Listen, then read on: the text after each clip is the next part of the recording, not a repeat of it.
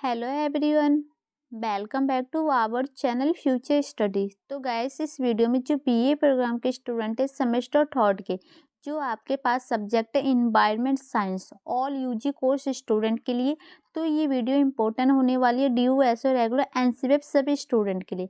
इसमें हम important question with answer आपको कराएंगे और ये क्लासेस हमारी सेकंड होने जा रही है। इससे पहले की क्लासेस हमने आपको करा चुके हैं, तो आपने नहीं देखा क्लासेस फर्स्ट देख लीजिएगा, लिंक आपको डिस्क्रिप्शन बॉक्स में मिलेगा। उसमें देखिए हमने आपको क्या बताया था, उसमें मोस्ट इंपॉर्टेंट 18 क्वेश्चन बताए थे, प्लस आपको हमने ये भी बताया था पीडीएफ में क्वेश्चन विद आंसर किस टाइप से लिखे गए हैं। ठीक है, अगर किसी भी स्टूडेंट को इस पीडीएफ को परचेज करना है तो आप व्हाट्सएप नंबर पर मैसेज कर सकते हैं। सिर्फ आपको 50 रुपये में इस पीडीएफ को सेंड कर दिया जाएगा, जो कि आपको पता है इसमें 9 चैप्टर, इसके अकॉर्डिंग हमने 18 क्वेश्चन लिए, मतलब एक चैप्टर के अकॉर्डिंग 2 क्वेश्चन हमने इंपॉर्टेंट बनाए हैं और पूरे सिलेबस के अकॉर्डिंग आपका ये पीडीएफ है। तो इसमें जो इससे पहले क्वेश्चन नंबर फर्स्ट हमने कंप्लीट करा चुके हैं चैप्टर 11 के अकॉर्डिंग ये क्वेश्चन का आंसर। तो क्लासेस फर्स्ट में आप जरूर देखिएगा। इसमें जो क्वेश्चन नंबर जो सेकंड है उस क्वेश्चन का आंसर हम आपको कराने जा रही है, सभी आंसर अपलोड है। तो देखिए क्वेश्चन क्या है, जैव विभिन्नता के मूल्यों जैव विभिन्नता के प्रकार की व्याख्या कीजिए। एक क्वेश्चन ये, इसके बाद जो आपका नेक्स्ट क्वेश्चन बनेगा क्वेश्चन नंबर थर्ड, 2 क्वेश्चन का आंसर एक साथ कराएंगे जिससे आपका सिलेबस जल्दी खत्म हो, क्योंकि आपके पेपर पास आने वाले हैं। जैव विभिन्नता को मापने के तरीके और भारत का जैव विभिन्नता भौगोलिक वर्गीकरण का उल्लेख करें। तो इस 2 क्वेश्चन का आंसर आपको इस वीडियो में कंप्लीट मिल जाएगा। तो चलिए क्वेश्चन सेकंड का आंसर देखते हैं, फिर इसके बाद हम थर्ड का आंसर देखेंगे। ओके, तो सबसे पहले देखिए जैव विभिन्नता के प्रकार। तो गाइस एक चीज आपको इस क्वेश्चन के अकॉर्डिंग और समझना है, आपके पेपर में जैव विभिन्नता के अकॉर्डिंग कोई सा भी क्वेश्चन आता है, सबसे पहले उस जैव विभिन्नता किसे कहते हैं, प्लस जैव विभिन्नता की परिभाषा या जैव विभिन्नता का अर्थ, ये आपको जरूर हर क्वेश्चन में मेंशन करना है। और ये क्या जैव विभिन्नता किसे कहते हैं, क्लासेस फर्स्ट की वीडियो में अपलोड है, ठीक है, तो उसे देखिएगा। अब देखिए इसमें जैव विभिन्नता के प्रकार, तो 3 प्रकार है अलग अलग टाइप से, तो हम यहाँ तीनों के बारे में देखेंगे। फर्स्ट नंबर पर आपका है प्रजातीय विभिन्नता, मतलब कि जैसे जाति के अकॉर्डिंग जो विभिन्नता होती है उसे कहते हैं। प्रजाति विभिन्नता से तात्पर्य किसी विशेष क्षेत्र में पाई जाने वाली विभिन्न प्रकार की प्रजातियों की विभिन्नता से है। मतलब कि आपको पता है हर प्रजाति की जो लोग होते हैं, जो पशु पर होते हैं, सबकी विभिन्नता होती है, सबकी जातियां अलग अलग होती है, एक जाति के कोई भी नहीं होता है। ये सबसे बुनियादी स्तर पर जैव विभिन्नता है और ये सबसे बुनियादी स्तर पर माना जाता है। इसमें पौधों से लेकर विभिन्न सूक्ष्म जीवों तक की सभी प्रजातियां शामिल है। और यहाँ पर एक पौधे से लेकर जो सभी सूक्ष्म जीव होते हैं ना, जीवों की जो भी प्रजाति होती है सभी शामिल होते हैं। ये किसी एक की बात नहीं हो रही है, सभी की बात की जा रही है यहाँ पर। एक ही प्रजाति के कोई भी 2 व्यक्ति बिल्कुल एक जैसे नहीं होते। उदाहरण के लिए मनुष्य आपस में बहुत विभिन्नता दिखाते हैं। जैसे कि देखो एक ही प्रजाति के 2 लोग एक जैसे कभी नहीं हो सकते। जैसे कि उदाहरण में मनुष्य दिखाया गया कि आपस में बहुत विभिन्नता है। जैसे कि एक लड़की है, उसको आप देखोगे, फिर दूसरी लड़की को देखोगे, है तो दोनों मनुष्य ही, है तो दोनों ही लड़की, लेकिन देखने में अलग अलग विभिन्नता होती है ना दोनों में। इसकी क्वालिटी अलग होगी, इसकी क्वालिटी अलग होगी, इसमें कुछ अलग इसका फेस होगा, इसका अलग होगा, तो इस टाइप से विभिन्नता होती है। ठीक है, सेकंड पॉइंट है आनुवंशिका विभिन्नता। ये जीवों के आनुवंशिका संसाधनों के बीच विभिन्नता को संदर्भित करता है। किसी विशेष प्रजाति का प्रत्येक व्यक्ति अपनी आनुवंशिक संरचना में एक दूसरे से भिन्न होता है, इसलिए हर इंसान एक दूसरे से अलग दिखता है। जैसे कि आनुवंशिका के अकॉर्डिंग यहाँ पर बताया जा रहा है कि ये संसाधन के अकॉर्डिंग जो जीव होते हैं ना, सबको अलग अलग विभिन्नता को दर्शाता है। आपको ही पता है कि जो मनुष्य है कि एक ही प्रजाति का होते हुए भी जो उनकी जो संरचना होती है, उनकी बनावट होती है, एक दूसरे से बहुत ज़्यादा ही भिन्न होती है। इसलिए हर इंसान एक दूसरे से अलग दिखता है और इसलिए यही कारण है कि हर इंसान, उनकी जो संरचना होती है, बनावट होती है, हर इंसान एक दूसरे से भिन्न अलग प्रकार से दिखता है। इसी प्रकार चावल, गेहूं, मक्का जो आदि एक ही प्रजाति के भिन्न भिन्न प्रजातियां होती है। उदाहरण में दिया है, जैसे कि आपको यहाँ देखिए जो गेहूं होती है, मक्का जो होती है, इनकी एक ही प्रजाति है, लेकिन ये अलग अलग टाइप से जो फसलें होती है, तो ये अलग अलग भिन्न प्रजातियां हो गई। ठीक है, तो इसका थर्ड पॉइंट है परिस्थिति विभिन्नता। एक परिस्थिति तंत्र जीवित और निर्जीव जीवों और एक दूसरे के साथ उनकी बातचीत का संग्रह। तो देखो इसमें क्या होता है कि जो जीवित जो पौधे होते हैं प्लस निर्जीव होते हैं जीव, उनको एक दूसरे के साथ बातचीत करने का एक संग्रह माना जाता है। परिस्थिति तंत्र जैव विभिन्नता से तात्पर्य पौधों और जानवरों की प्रजातियों में एक साथ रहने और खाद्य श्रृंखला और खाद्य जालों से जुड़ी विभिन्नता से। मतलब कि देखो, जो कि पौधे और जानवर होते हैं एक साथ रहते हैं, अलग-अलग प्रजाति के लोग होते हैं, लेकिन खाद्य श्रृंखला होती है उनकी, जो उन सब की विभिन्नता होती है उससे जुड़े रहते हैं। यह एक क्षेत्र के विभिन्न परिस्थिति तंत्र के बीच देखी गई विभिन्नता है। मतलब एक ही क्षेत्र में अलग-अलग टाइप से लोग विभिन्नता देखता है। जैसे रेगिस्तान में अलग हो गया, वन वर्षा में अलग हो गया आदि जैसे विभिन्नता होती है। जैसे विभिन्नता परिस्थिति तंत्रों में विभिन्नता में परिस्थिति विभिन्नता शामिल है, तो इस टाइप से ये शामिल होती है। अब देखिए आपके पेपर में आ सकते हैं भारत में जैव विभिन्नता, क्वेश्चन भी आ सकते हैं शॉर्ट में कि भारत में जैव विभिन्नता कैसी है बताइए। तो इसके प्रकार के अकॉर्डिंग हमने 3 पॉइंट बता दिए, अब इसका देखते हैं। भारत दुनिया के सबसे विभिन्न देशों में से एक है। तो जो भारत देश है ना, सभी मतलब अलग-अलग टाइप से जो विभिन्नता होती है उस देशों में से एक माना जाता है। पौधों की प्रजाति की समृद्धि के मामले में ये 9वें स्थान पर है। मतलब कि पौधों के अकॉर्डिंग जो प्रजातियाँ होती है, उनकी जो विभिन्नता के अकॉर्डिंग ये 9 नंबर पर देखा जाता है। दुनिया के 25 जैव विभिन्नता हॉटस्पॉट्स में से 2 भारत में पाए जाते हैं। मतलब कि देखो, दुनिया में जो 25 टाइप से जो उनकी विभिन्नता के अकॉर्डिंग देखा जाए, जिसमें से 2 भारत में पाए जाते हैं, ठीक है। ये हार, बैंगन, ककड़ी, कपास और तिल जैसे महत्वपूर्ण फसल प्रजातियों का उद्गम स्थान है। मतलब जो भारत है ना, जैसे कि आपको यहाँ बैंगन के अकॉर्डिंग आ गया, ककड़ी आ गया, कपास आ गया, तिल आ गया, इन सभी फसलों की जो प्रजातियां पाई जाती है भारत में। भारत विभिन्न घरेलू प्रजातियों जैसे बाजरा, अनाज, फलियां, सब्जियां, औषधि और सुगठित फसलों आदि का भी केंद्र है। तो जो भारत में विभिन्न प्रकार की जैसे घरेलू चीजें होती है, जो आपके अनाज हो गए, जो आपके फल सब्जी हो गई, औषधि हो गई, इन सब का भी केंद्र माना जाता है।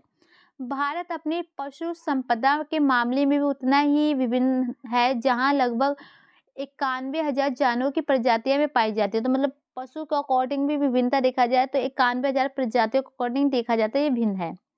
हालांकि विभिन्नता तेजी से कम हो रही है और प्रकृति के संरक्षण के लिए जैव विविधता संरक्षण पर विभिन्न कार्यक्रम शुरू किए जा रहे हैं।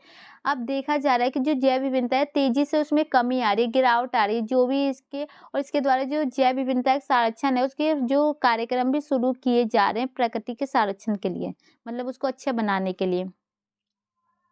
अब देखिए पेपर में आ सकते हैं जैव विविधता के मूल्यों की व्याख्या करें, तो आपको ये लिखने होंगे, ठीक है। इसका पॉइंट देखिए, जैव विविधता को आमतौर पर स्वतंत्र जीवित जीवों की प्रजातियां या समूहों के संदर्भ में परिभाषित किया जाता है जो संतान पैदा कर सकते हैं। मतलब जो जैव विविधता को हम किस रूप में उसको परिभाषित करते हैं कि जो स्वतंत्र मतलब जीवित हो, जीव जो कि उन्हें मतलब कि जो संतान जैसे बच्चे वो पैदा कर सकते हैं, जीवित पशु होने चाहिए, ठीक है।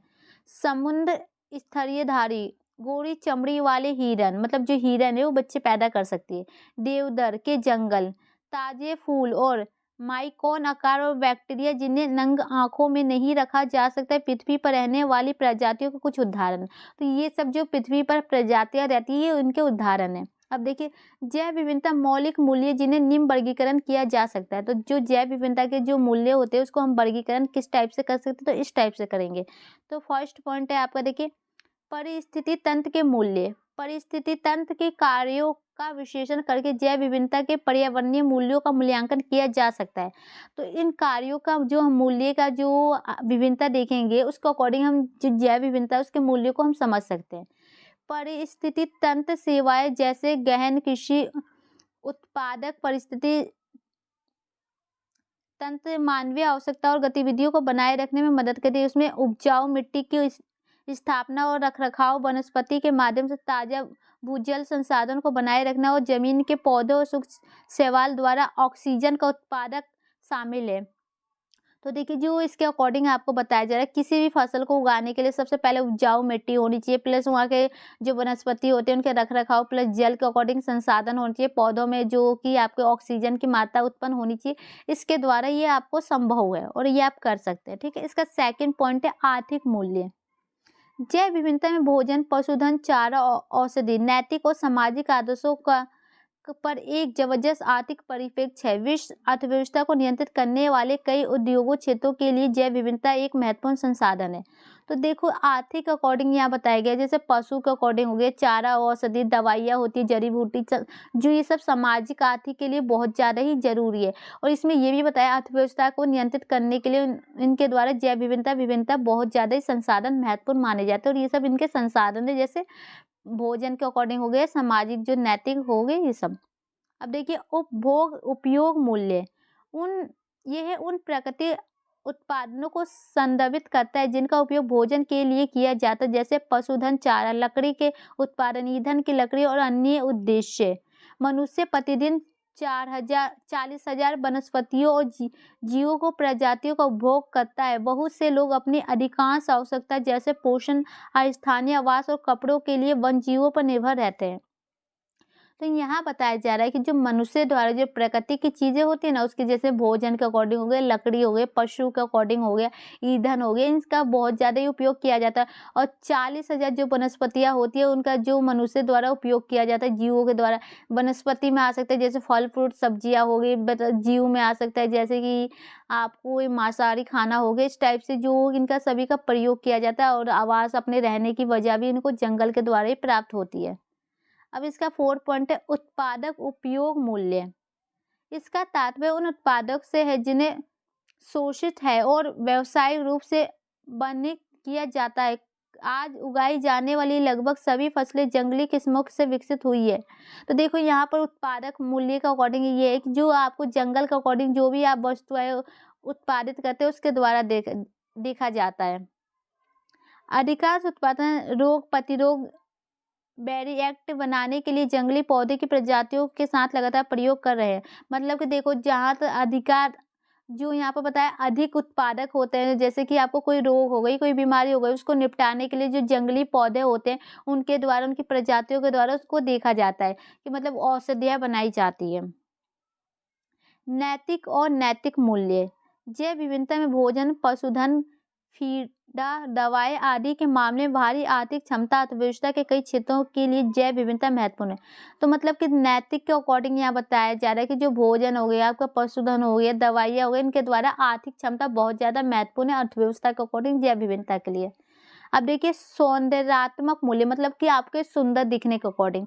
हमारे गहरे की सुंदरता जैव विविधता के कारण है, मतलब कि जो हमारा फेस होता है, गहरे होता है, उसको जैव विविधता के द्वारा ही सुंदर बनाया जाता है।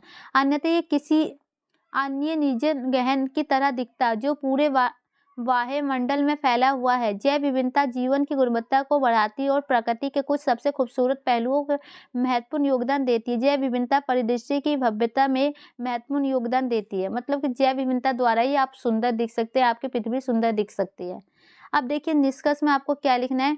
जैव विविधता को उस परिवर्तनशीलता के रूप में परिभाषित किया जा सकता है जिसके पृथ्वी पर जीवन मौजूद है। देखो जैव विविधता को आप परिभाषित करना चाहते हो तो जो पृथ्वी पर जो जीवन जी रहे हैं ना, लोग, पशु हो गया, पक्षी हो गए, जीवन हो गया, मनुष्य हो गया, उनके द्वारा ही संभव हुआ है। जैव विविधता के बिना इस पृथ्वी पर जीवन का टिकना कठिन है। जैव विविधता नहीं होगा तो पृथ्वी पर कोई जीवित नहीं रहेगा।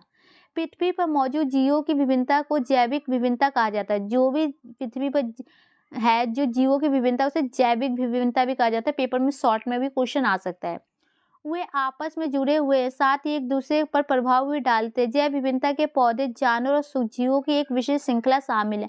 आम आदमी के शब्दों में जैव विविधता किसी दिए गए भौगोलिक क्षेत्र में पाए जाने वाले जीवन रूपों की मात्रा को विशेष श्रृंखला से मेल खाती है। मतलब कि एक आम आदमी को अकॉर्डिंग देखा जाए, जो भी आप जीवन में जी रहे विभिन्नता उसके द्वारा, प्रकृति द्वारा, भौगोलिक द्वारा ही आपको प्राप्त है। ये विभिन्नता पौधे, जानवर और सूक्ष्मजीव प्रजातियों के साथ साथ उनके द्वारा शामिल आनुवंशिक परिवर्तन और उनके द्वारा बनाए गए परिस्थिति तंत्र को संदर्भित करता है। साथ ही जैव विविधता सांस्कृतिक और धार्मिक मूल्यों को बनाए में और संरक्षित करने में मदद करता है। मतलब ये भी बताया जा रहा है जो जैव विविधता के द्वारा जो प्रजातियां होती है वो आनुवंशिका के अकॉर्डिंग होगा, इनको भी आपको संरक्षित करता है। प्लस जो जैव विविधता में सांस्कृतिक मूल्य होते हैं, धार्मिक मूल्य होते हैं, इनको भी आपको बनाने में मदद करता है। तो ये निष्कर्ष था। तो गाइस फाइनली ये क्वेश्चन यहाँ कंप्लीट हो चुका है। अब आपका नेक्स्ट क्वेश्चन आ सकता है, देखिए पेपर में जैव विभिन्नता को मापने के तरीके और भारत में जैव भौगोलिक वर्गीकरण का उल्लेख करें। तो इस टाइप से क्वेश्चन आ सकता है। तो आपको आंसर क्या लिखना है, तो आप यहाँ देख सकते हैं। ये सेकंड क्वेश्चन है गाइस, तो देख सकते हैं इसी वीडियो का। देखिए जैव विभिन्नता को मापने के तरीके। समुदाय के स्तर पर जैव विभिन्नता को मापने के 3 दृष्टिकोण है। तो हम जैव विभिन्नता को 3 टाइप से माप सकते हैं, तो फर्स्ट, सेकंड एंड थर्ड, तो इन तीनों के बारे में एक्सप्लेन किया गया है, तो यहाँ देखते हैं। फर्स्ट नंबर है अल्प विभिन्नता।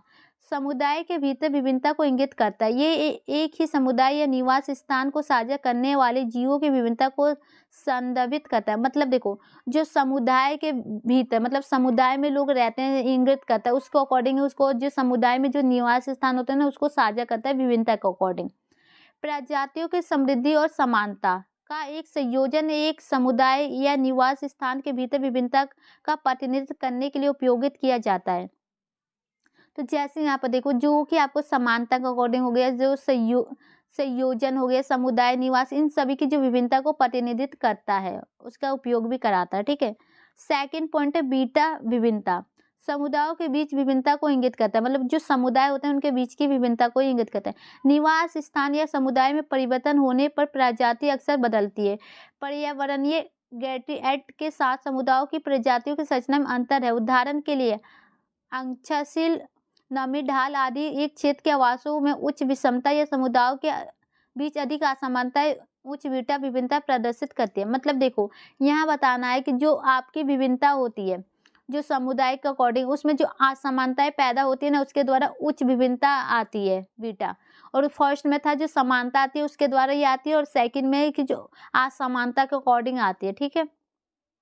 थर्ड है गामा विभिन्नता। कुल भूमि क्षेत्र या भौगोलिक क्षेत्रों पर आवास की विभिन्नता को संदर्भित करता है। परिस्थिति तंत्र के अल्फा और बीटा विभिन्नता का योग परिदृश्य को जैव विभिन्नता की अभिव्यक्ति है, जिसे गामा विभिन्नता माना जाता है। तो देखो, इसमें थर्ड में मतलब इन दोनों का मिला जुला को हम मानते हैं कि मतलब इसमें था असमानता, उसमें समानता, और उसके अकॉर्डिंग इनमें दोनों असमानता समानता दोनों पाई जाती है, तो इसका मिश्रण हो गया गामा विभिन्नता। ठीक है। और जो आवास के अकॉर्डिंग, क्षेत्र के अकॉर्डिंग, भौगोलिक स्थिति के अकॉर्डिंग जो ये है। इसके बाद देखिए, इसका 4 पॉइंट है सामुदायिक विभिन्नता। जैविक विभिन्नता में विभिन्न और संदर्भित करता है, जिसमें प्रजातियां रहती है, मतलब कि जो ये जैव विभिन्नता है ना, उसको अकॉर्डिंग जो भी प्रजातियां रहती है उसको इंगित करता है। सामुदायिक स्तर पर उच्च विभिन्नता स्थिरता और उच्च उत्पादकता प्रदान करती है। समिश्र पोषण घास के मैदान में यह देखा गया है कि विभिन्न समुदाय कार्यात्मक रूप से अधिक उत्पादन और स्थिर है, यहाँ तक कि पर्यावरण तनाव जैसे लंबे समय पर शुष्क परिस्थितियों में भी। तो यहाँ पर देखो, यहाँ बताया जो उत्पादन के अकॉर्डिंग जो विभिन्नता होती है, प्लस जो आपके क्षेत्रीय मैदान, घास के मैदान होते हैं, उसमें जो भी उत्पादक होते हैं उसकी स्थिति होती है, प्लस जो पर्यावरण में तनाव होते हैं लंबे समय पर, उसको अकॉर्डिंग इसमें देखा जाता है। अब देखिए गाइस, यहाँ पर आपका नेक्स्ट पॉइंट आ रहा है भारत का जैव भौगोलिक वर्गीकरण, कि पेपर में आ सकता है कि जो भारत का जैव भौगोलिक वर्गीकरण कीजिए, तो आपको लिखना है हमारे देश को भौगोलिक जलवायु, वनस्पति के प्रतिमान और स्तनधारियों, पक्षी, शीर्षल्प और कीड़ों और अन्य जीवों के समुदाय और उनमें रहने के आधार पर 10 प्रमुख क्षेत्रों में विभाजित किया जा सकता है। इन क्षेत्रों में से प्रत्येक में विभिन्न प्रकार के परिस्थिति तंत्र होते हैं, जैसे जंगल, घास मैदान, झील, नदियां, पहाड़ और पहाड़ियां, जिसमें विशेष पौधे और पशु प्रजाति है।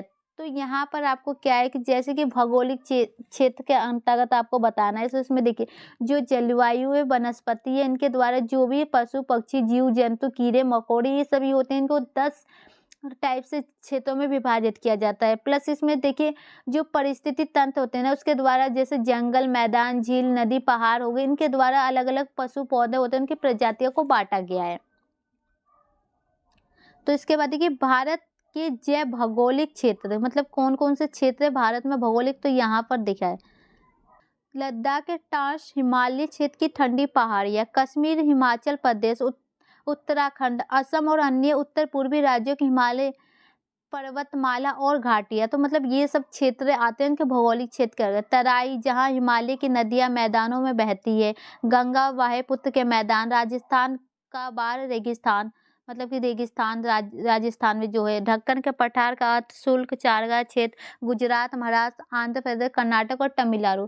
भारत के उत्तर पूर्वी राज्य, मतलब यहाँ पर आपको जो राज्य के नाम लिखने हैं, महाराष्ट्र, कर्नाटक और केरल में पश्चिम घाट है जो। तो इसी टाइप से इस जो रेतीली समुद्र तटों, जंगल और के साथ लंबी पश्चिम पूर्वी तटीय बेल्ट, तो इस टाइप से ये कुछ पॉइंट है गाइस, तो ये आपको क्षेत्रों के नाम है, तो इसका स्क्रीनशॉट भी आप ले सकते हैं। तो गाइस फाइनली यहाँ पर ये क्वेश्चन आपका कंप्लीट हो चुका है। इसमें हमने 2 क्वेश्चन बताए, तो क्लासेस फर्स्ट और सेकंड के अकॉर्डिंग हमने 3 क्वेश्चन आपको कंप्लीट करा दिए, जो कि आपका चैप्टर 11 से। इसमें से आपके 3 में से 1 क्वेश्चन आपके पेपर में ज़रूर बन सकता है, ठीक है। अब आपका नेक्स्ट वीडियो है कि जो कि आपको देख सकते हैं 12 चैप्टर के अकॉर्डिंग, ये क्वेश्चन आपको मोस्ट इम्पोर्टेंट क्वेश्चन है, हमने पहले भी बनाया था जब बताए थे, तो ये देख सकते हैं। ठीक है, तो इस क्वेश्चन का आंसर आपको नेक्स्ट वीडियो में मिलेगा। वीडियो अच्छी लगे तो लाइक शेयर कीजिएगा। Thank you.